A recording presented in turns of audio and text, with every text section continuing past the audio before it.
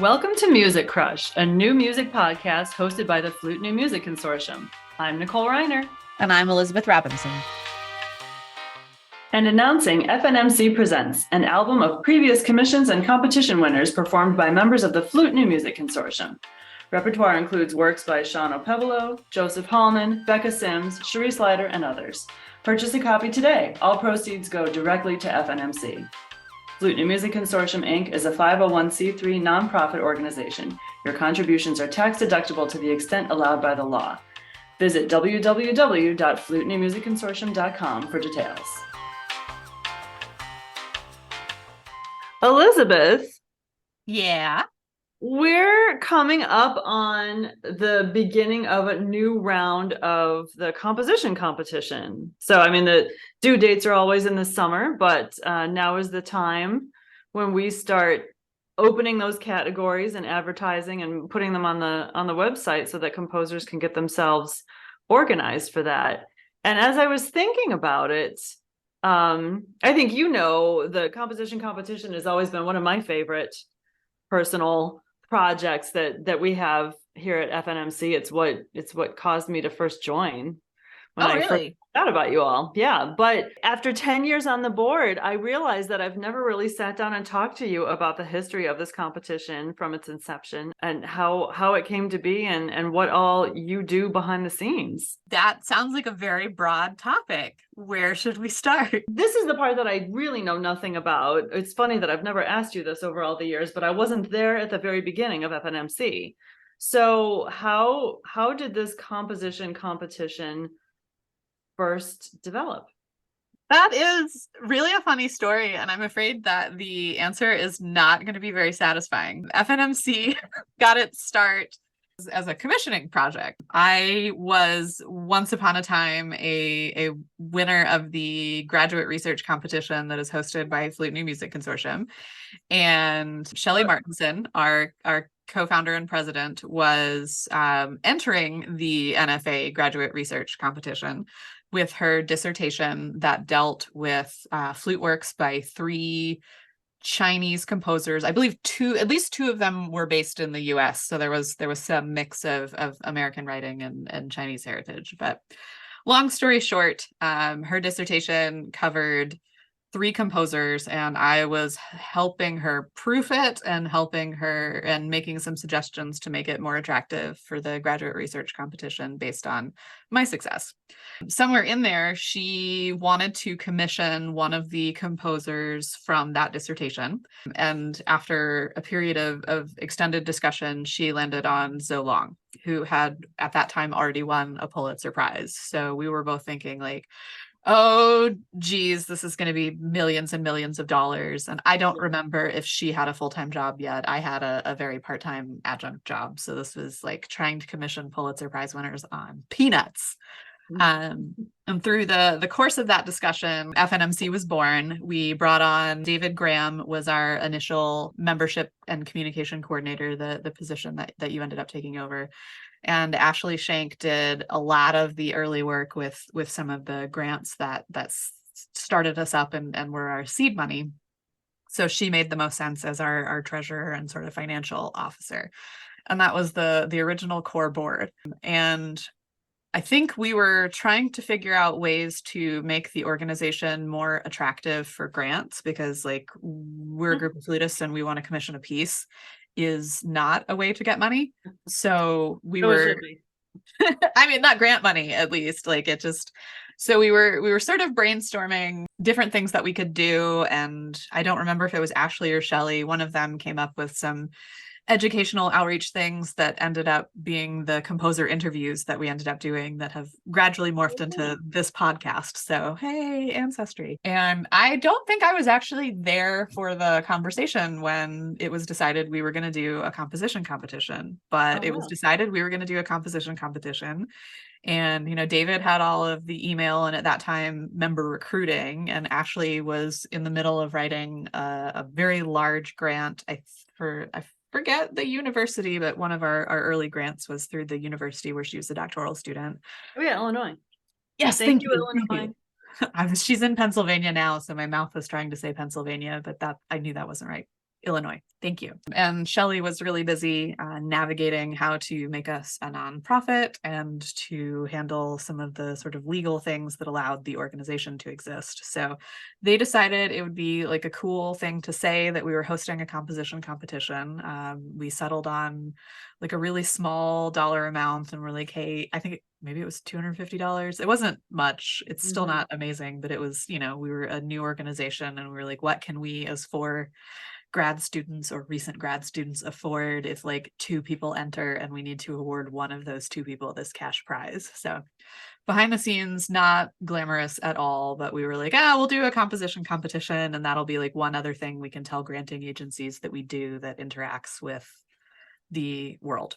I think we had a $10 entry fee, and I remember telling a good friend of mine who was also a composer, like, yeah, we're gonna do this composition competition, and like any piece for flute that's by a composer who's still living to submit it, and it's just $10. And he like held his face in his hand and goes, oh my God, you're gonna get inundated.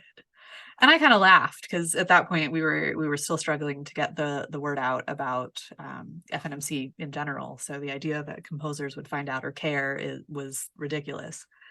But I think that must have been in July that we announced it. And I think by the time we were presenting for what is now the CREATE grant at the National Flute Association convention, we had enough entries that the competition was fully funded.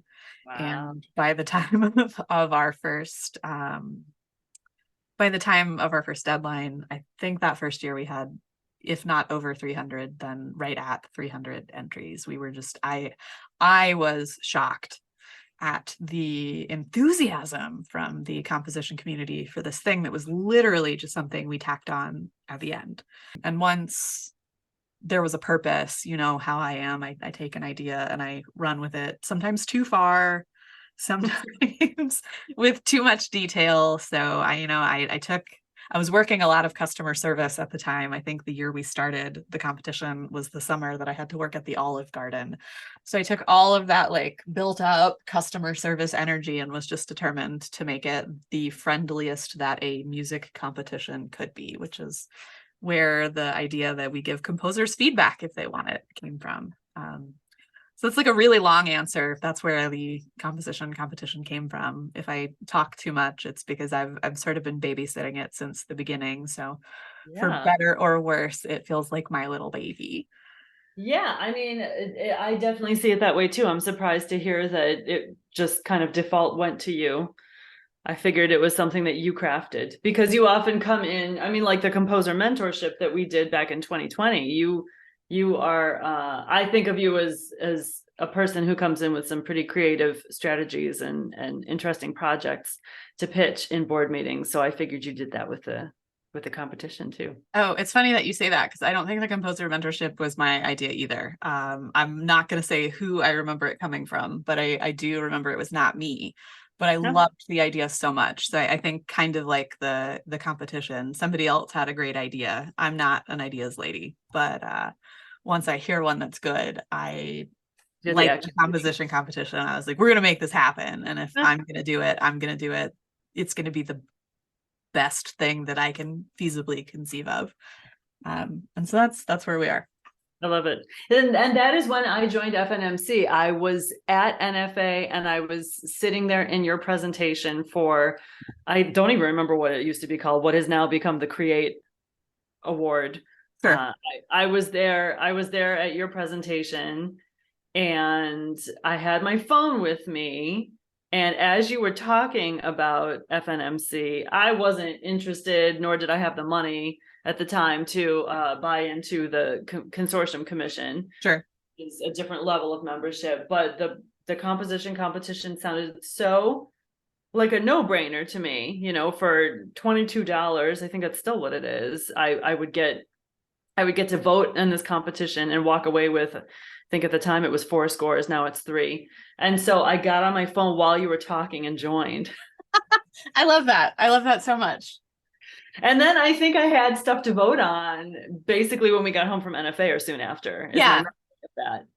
I think that must have been, we did a presentation to be awarded what is now the Create grant. And then because we were awarded the Create grant, we we got to do a little follow-up at NFA the year after. So it was sort of like, I've hey, seen the artifacts. it's been 365 days. What have you done with the money? Where is the group now? What are you looking forward to? Yeah. If you had stuff to vote on and you got 4 scores, that probably was the second year that we ran the composition competition. Because I think one of the first innovations was, we had something like 300 entries, and at the time it was just a cattle call. There were no categories, and Right. I recruited a couple of judges, and we sort of like divided and conquered, and everybody looked at a set number of scores, and then I let them duke it out over, which score was going to go to the members to vote on for the finalist.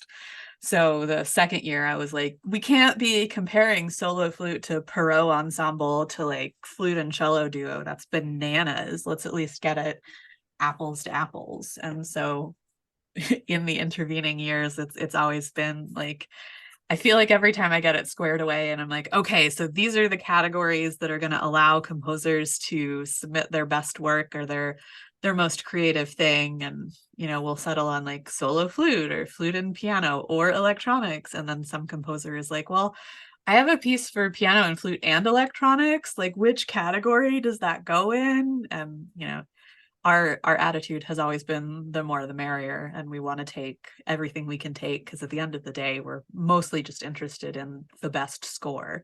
But it's been kind of a weird battle to like organize it so that it makes sense for the judges but isn't so stifling that it prevents composers from doing the creative thing and inventing a new quote unquote standard genre of flute music. So that second year was, I guess, the first year that we had categories, and they've sort of evolved historically since then.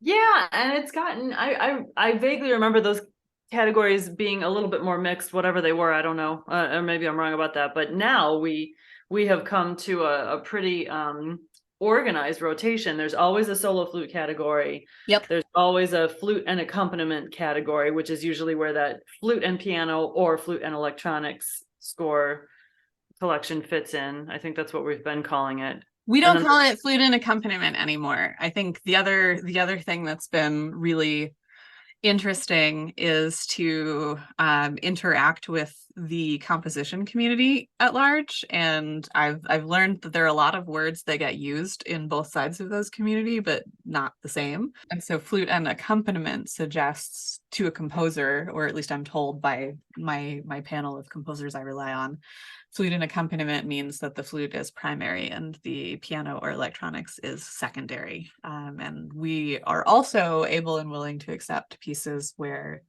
those two parts are more collaborative and equal. So we've been, I think there was a time when it was flute and accompaniment, but since having my eyes opened to those differing interpretations of the word, we now call it flute and piano or electronics. Although in some situations it's flute and piano and electronics. That wasn't your point though. Well, you were talking about the 3 categories. So we have the like standing solo flute, we have the flute and piano or electronics, and I interrupted you. Please continue. And so then that third category rotates. Yes. And that is one of the things that we are also working on is trying to balance what our members are able to support. So the purpose of this composition competition on our end is to make sure that these pieces are getting embraced by the flute community and are getting performed by the flute community. And as you and I have discussed a number of times, possibly on this podcast, a lot of our members are located in sort of far-flung regions where you're a little limited by instrumentation. So we've discovered that everybody can play a work for solo flute.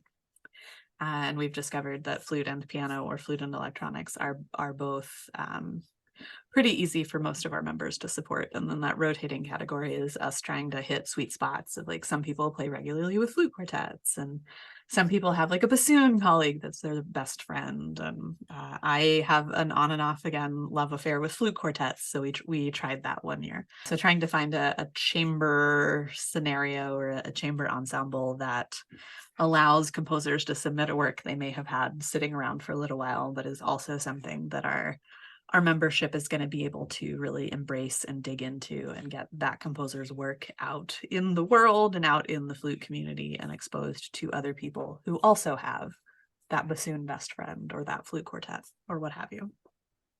Maybe we should back up because I think maybe not everybody is aware why that even matters. And I think it's something really special. I'm a little bit biased, but I think it's something really special that we try to do at FNMC. So the fact that we are concerned about making sure that our members can perform these works is really coming from our mission to make sure that these works get performed as many times as possible, right? Yeah, and I think that goes back to those early days and trying to make this the friendliest or the most customer service oriented competition that we can. We're not an organization that's ever going to be able to give a $5,000 prize or a promise of a contract so that you get another commission. And I don't feel like our prize is necessarily monetary, although we do offer a cash award. What we're aiming to do and what I think is one of the baked in purposes that I am always looking for better ways to articulate is that we want the we want the composer's entered work to find a new audience of prospective performers. So I don't know how it is done in all other composition competitions, but we do the sort of standard blind round where the piece is submitted and we scrub it of any remaining identifying details and send it off to a panel of adjudicators, and they sort of narrow it down to 2 or 3 pieces that they feel like are the strongest. Those 2 or 3 pieces are then passed on to the members, and the members vote. So already we're having the members like involved in the process of saying what they're the most excited to spend time with. Once the members vote and select a winner, obviously we notify the composers. We get a copy of the score that has their name and their contact information on it, because we want our members to be able to find that composer and see what else they've written. We want our members to be able to find that composer and commission other stuff if there's something that they want to see in that style that doesn't already exist. But we also want our members to, take that piece and we have sort of baked into the competition that we have performance rights to that piece for a year from the date that the composer has won. And so we really try to encourage our members to perform those pieces at their recitals when they give recitals. I genuinely love and try to encourage our members to perform those pieces at flute festivals. The idea being it's a concert where the audience is primarily other flutists. So that piece is going to have the opportunity to pick up additional performers. And then it's nice if they, take it on the road. I've taken a couple to like a CMS conference. A couple of our members have taken pieces to like Sound Ear or to other new music festivals, and those audiences aren't as flute heavy, but it does a little bit of networking for the composer. It gets their name and their work out there in addition to giving our members really great music to play. So I hope that, while I would love to give all of the composers a $5,000 prize and like a hug and a pat on the head and send them on their way, I hope that, there are some non-monetary things and some tools that they can use to help to build their careers or build relationships with performers that are our members that maybe they didn't know before that performer picked up their piece. I think there are some opportunities if you're savvy to really turn some of that non-monetary stuff into career opportunity if they're interested. And if there's, not, there's still a check at the end. It's just not as big as I maybe wish that it could be. Yeah, and I have seen some pieces really take off, really get extremely popular with several of us playing them, several Sure. of FNMC members, and then other people start picking up on it too. You know, I'm thinking of On a Poem by Sean Pebolo has really just exploded. And I think there were like one or two of his friends playing that piece before it won our competition back in 2016. And then several of us glommed onto it because it's a fantastic piece and played it a lot. And now I hear about it a lot out there in the flute community. So that sometimes happens. I think we all try to make connections with individual members that we know who might, you know, really click with a piece. But I want to stress too that the amount of legwork that you do after the competition is over and after the winners and finalists have been announced to just play matchmaker and make sure that all of those pieces get at least a first performance in the first year that they've won or more is really laudable. And you know, so it's not over once the winners are declared, but you're still going to bat, making sure that you're advocating for those pieces among our membership and getting as much airtime out of them as possible, or for them. I mean, how do you not though? I mean, we used, when we were younger and smaller and, you know, our board maybe less busy in their careers, we used to guarantee a performance. And then we started to get to places where some of the instrumentation is tricky. Like you and I had talked about how I might be obsessed with the Perot ensemble, but it's just like not going to happen where I live and where I'm currently working. And we've had in a lot of places. Yeah. I mean, for better or worse, and that's like a different conversation. But I mean, we've had a couple of pieces that have been for like flute and string quartet, and they were gorgeous pieces, and I personally couldn't support them. So I think we made the difficult choice to change the language to, you know, we will do our best to make sure it gets a performance. And I kind of hate that, but then on the same token, because we've changed the language and we're going to do our best, like the little reptile customer service brain that lives in the back of my heart is like, well, you better do your best then, you butthead.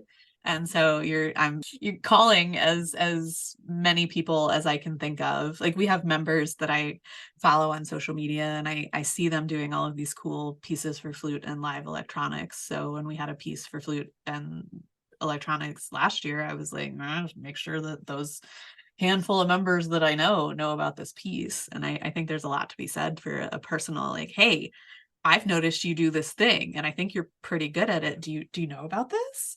And so I want to be a cheerleader for our pieces. Yeah. But for our composers who like took the time and the bravery to enter a competition and potentially be judged, like, thanks for supporting a group that I'm really excited about. Let me welcome you into the family and support your piece as best as I can. And I'm glad that takes off sometimes. I wish it could be that successful every time in every case, but you never know what the secret sauce is going to be. Well, sometimes a piece, you know, maybe sits in the year that it wins because for whatever reason, our membership, you know, isn't in a position to put that instrumentation together, but it doesn't mean that the piece goes away, you know. So sometimes performances pick up later or have the potential to pick up later, always have the potential. That's very true. That's very true.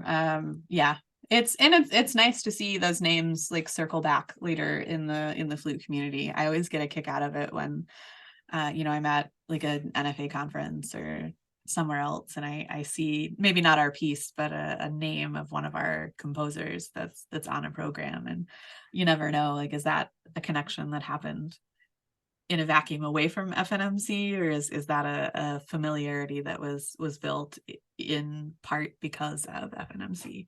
And I like to think we had a little to do with it, even if we don't always.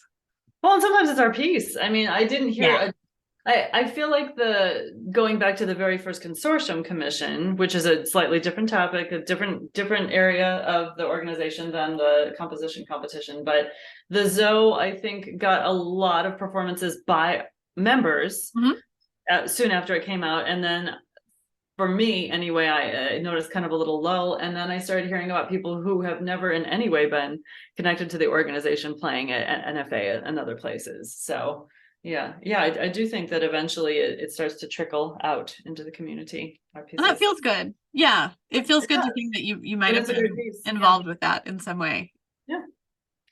Yeah, and from going back to the composition competition, you're talking about wanting to advocate for the composers and for their pieces. And from a performer standpoint, what I was so excited about, I mean, when I first joined, we've talked about this before on this podcast. There's no like direct pipeline. Like, I am interested in new music for flutes. Tell me everything. There's no Sure. catalog where you can go and it's the definitive source for everything that came out in every year or something.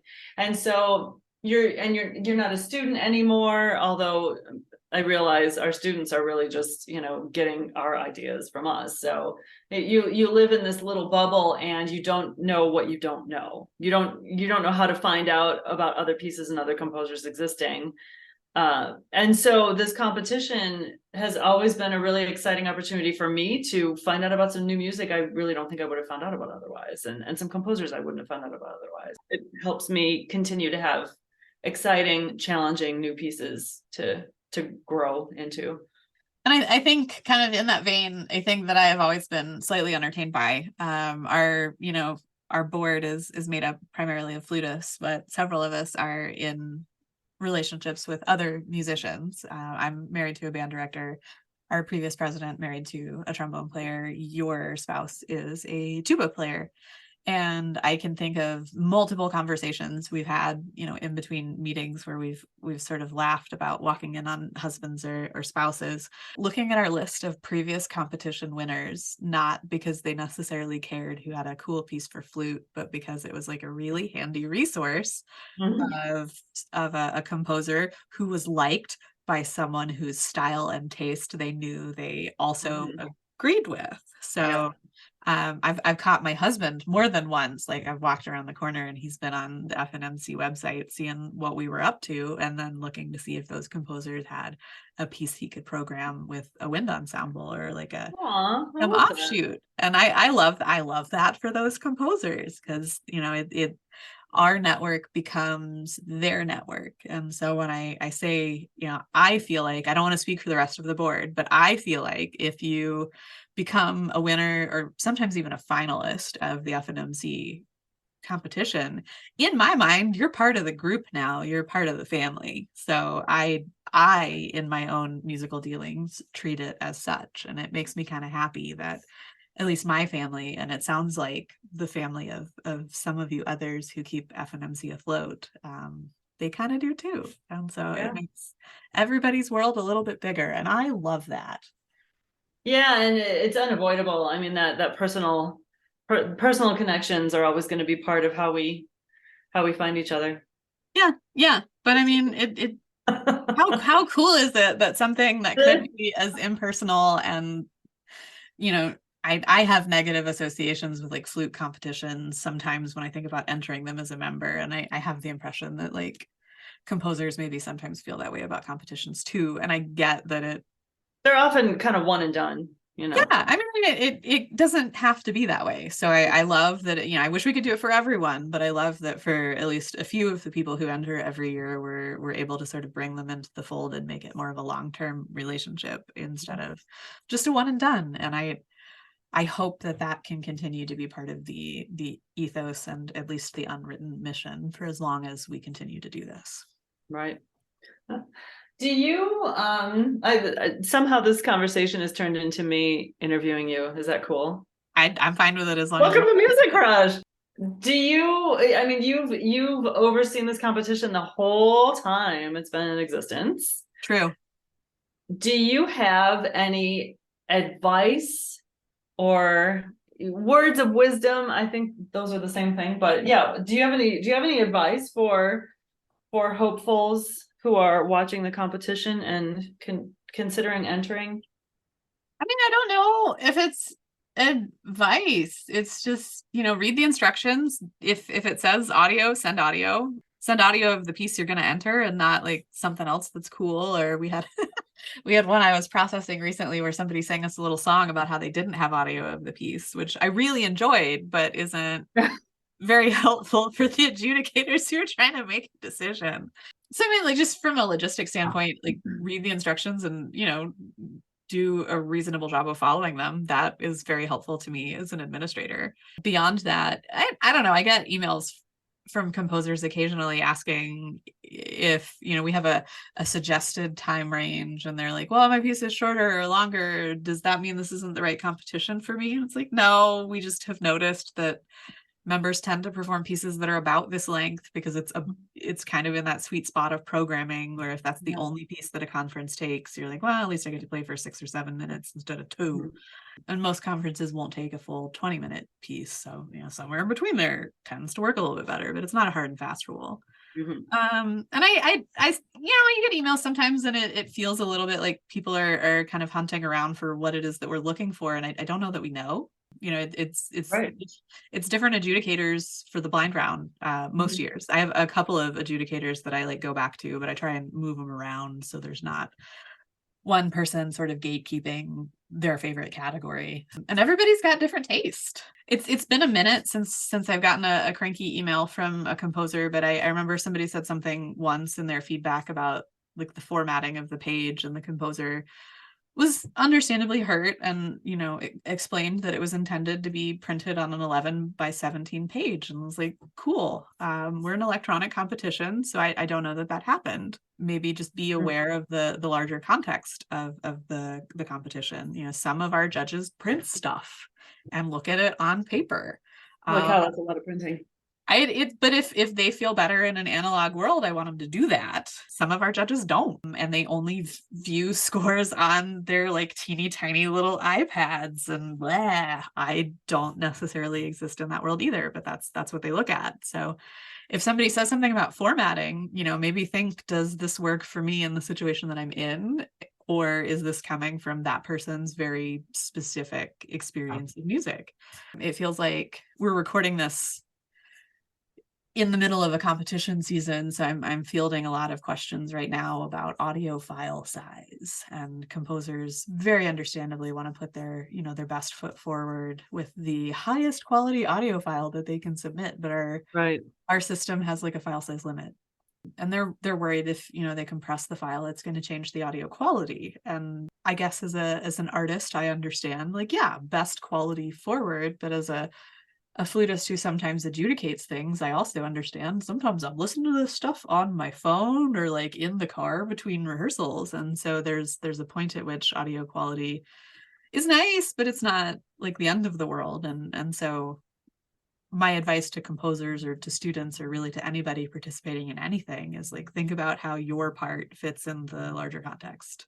And then, I feel really bad because we can't have everybody win every year. Like, somebody's going to have to get rejected, and I understand how that maybe doesn't feel great if you're that person that year, but like, a flute player definitely understands. Believe us, friends. Yeah, I have gotten my fair We've had a couple rejections. I think that's one of the cool things about composition in particular is like, I've seen people enter and not advance, and enter the same piece the next year and win. I'm not going to say who, and I'm not going to say when, because I don't want anybody feeling funny about it. But like, just because these judges this year didn't like your piece doesn't mean that those judges in a later year aren't going to like your piece. Kind of on the same token, like that first year we did the competition, our winning piece was a duo for flute and cello, and it got performed a couple of times, and it's an amazing piece. Was it Asha's piece? It was. I wish I had something to play that with. It's so good. Just speaking from like personal experience, I played it once because that was the most I could get my on-campus cello colleague to agree to do it. He was like, I'll do this once and then don't ever talk to me again. I guess it was a little hard. But we did a runner-up that year. We did Nicole Chamberlain's Flute Quartet French Quarter was that year. I don't think she got a prize. I don't think she got any money for that. So she quote unquote lost. But, and here's the thing, but I personally, in the year or two following the quote unquote lost because she was the runner-up, me alone performed that piece at least 15 times. So and it is one of our most performed pieces if we're just talking about finalists and winners together being our pieces, air quotes. Right. Absolutely. Because I was still programming it years after it won, or years after it was a finalist as an FNMC piece for various festivals.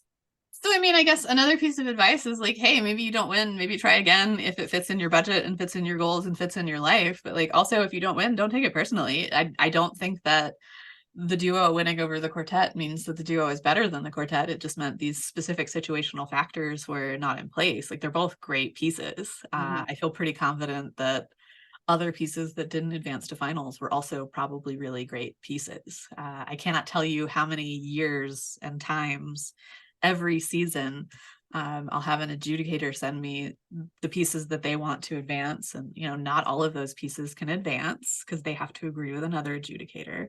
And the adjudicator, if it's a performer, will email me and say, hey, I really liked this piece and this piece. Can you tell me who wrote them? And so there's times I've when done that behind the scenes, yes, you have. and then played those pieces. Yeah, or like looked up those composers and found out what else they do. Like, I don't have the resources to track what happens after that conversation, but sometimes just having a piece go in front of an adjudicator matches a performer and a composer. So like, yeah, you didn't win. There's a lot of music and musicians out there. Like, it doesn't mean I wish I could tell everybody it doesn't mean anything about you as a composer or an artist. It just means this wasn't the right combination of factors. Yeah. And my advice would be like, don't take it personally. Don't drive yourself crazy re-entering every year if it's hurting your feelings or it's hurting your finances. Like, that's not what I'm saying either. Just do the thing, and some net good will come out of it if it can. Yeah. Yeah, I have definitely in the past sought out a number of finalists, or there were a couple of years where it seemed like I always liked the runner up better than the winner. That happens a lot. and so then I would reach out to those composers and say, because if they don't win, then they don't have to provide a score to the membership. Right. So if you're the finalist, then you get to sell your score. But I would reach out, and this is important to do. If you find a piece that you're interested in, reach out to the composer and inquire about purchasing the score from them. And those are pieces I've played as much as some of my favorite winners. Yeah. And there have been situations where I've seen stuff like that happen. There's another situation where an adjudicator really liked a piece, reached out to purchase the score, and next thing I knew, that composer and that adjudicator had started a new ensemble and new works were being written from that pair. Like, it's just people. That's amazing. People are gonna people. You say people are gonna people.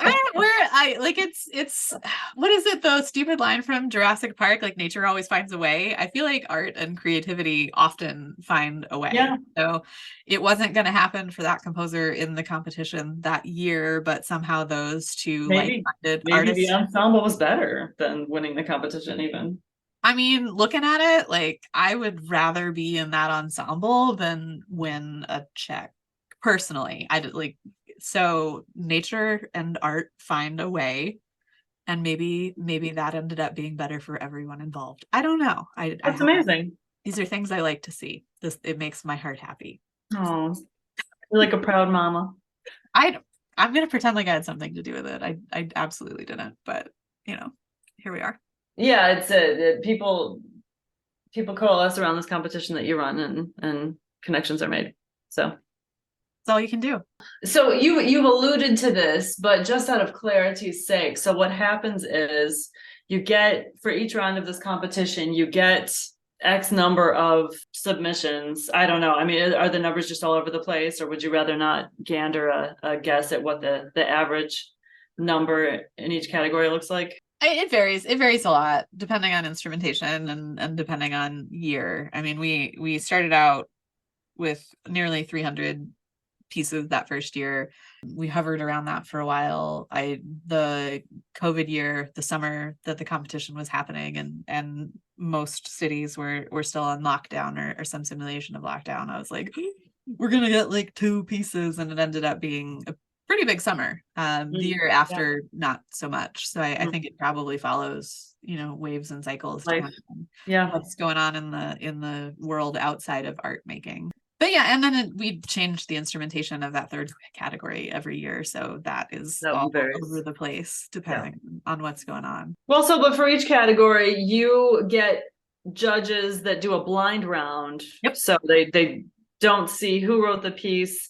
They don't know who's playing on the audio. And those judges are often flutists, sometimes composers or composer/flutists. Oh, in the early years, I tried to do a really good balance of flutists and composers, and then it's sort of evolved. Here lately, it's mostly flutists, but I'm open to having composers too. Yeah. But certainly flutists who play new music. So Oh, absolutely. Yes. flutists who Always. are familiar with all the techniques and familiar with reading different kinds of scores and all of that stuff. And then they whittle down the category to, we usually have 2 to 3 pieces as like the finalists, right?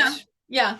And then the entire membership, regardless of membership level, anybody who is a member that year of FNMC gets a chance to vote. And we vote blind too. We have the same score that the judges had. So score with no identifying marks on it, and audio with no identifying marks.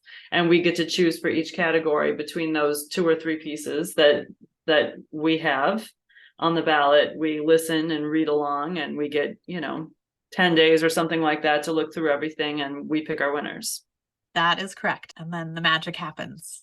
It's very rare that there isn't at least one performance. I mean, COVID messed things up a little bit and there were some delays. Yeah, we definitely had to do like a victory lap year for the COVID year pieces. Yeah. But they're still continuing to grow. I think those numbers. Occasionally instrumentation slows the works down a little bit in terms of being able to find someone to play, but yeah. But we keep at it even after the year in which the piece wins. Yeah. Well, I enjoyed hearing this history of the competition, which I, in all these years of knowing you, have never probed. Sometimes it's not that exciting. Okay. And the weirdest ideas just kind of get slapped on as like an afterthought. And then next thing you know, it takes over your whole summer, every summer for a decade. But in the best possible way.